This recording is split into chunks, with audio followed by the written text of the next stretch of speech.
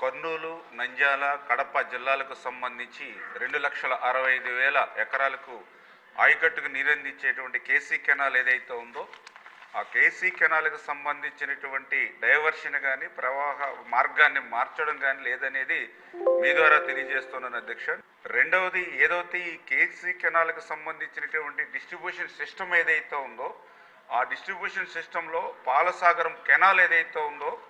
అది 2.880 నుంచి 3.810 అంటే నియర్లీ 1 కిలోమీటర్ బిలో అంటే 0.93 కిలోమీటర్స్ ఏదైతే అలైన్మెంట్ ఏదైతే ఉందో అది షరతులతో కూడినటువంటి విధంగా ఆ రోజు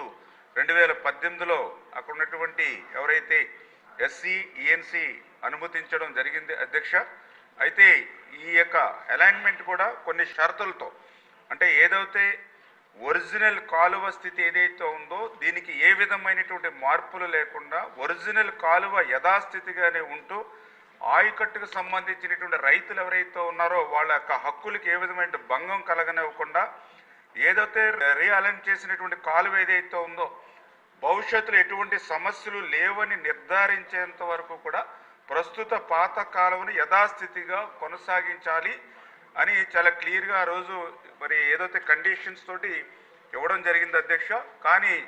ఏదైతే గౌరవ సభ్యులు ప్రశ్న అడిగిన తర్వాత దీని యొక్క స్థితిని అక్కడ ఉన్నటువంటి సిఈ ఎస్సీల దగ్గర నుంచి రిపోర్ట్ తెచ్చుకుంటున్నప్పుడు ఖచ్చితంగా సభ్యులు చెప్పినట్లుగానే ఆ 2.880 నుంచి 3.810 ఏదైతే ఉందో మరి అక్కడ ఆక్రమణకు గురైనట్టు చాలా క్లియర్గా అక్కడ కనిపిస్తున్నటువంటి పరిస్థితి అధ్యక్ష. ఏదైతే మరి యొక్క అలైన్మెంట్ మార్చడం అనేది ఎందుకంటే అక్కడ రైతుల్ని ఇబ్బంది పెట్టి మార్చడం అనేది కరెక్ట్ కాదు అధ్యక్ష. అందుచేతనే ఏదైతే ఈ యొక్క ఆక్రమణలు కూడా చూసినట్లయితే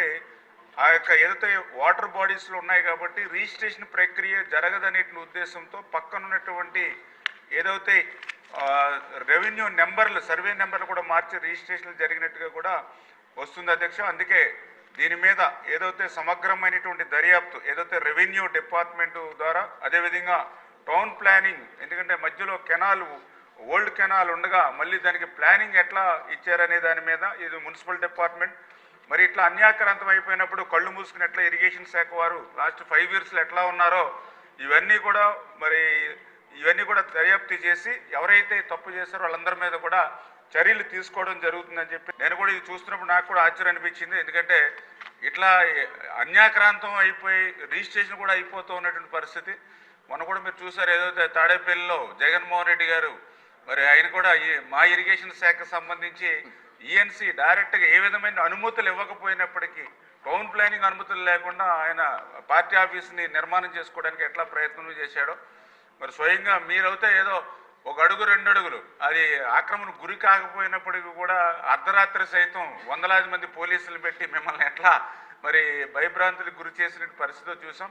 కానీ ఇటువైపు చూస్తూ ఉంటే ఈ రకంగా ఇంత ఎకరాలు ఇట్లా అన్యాక్రాంతం అయిపోతూనే ఖచ్చితంగా దీని మీద తగినటువంటి చర్యలు తీసుకుంటాం.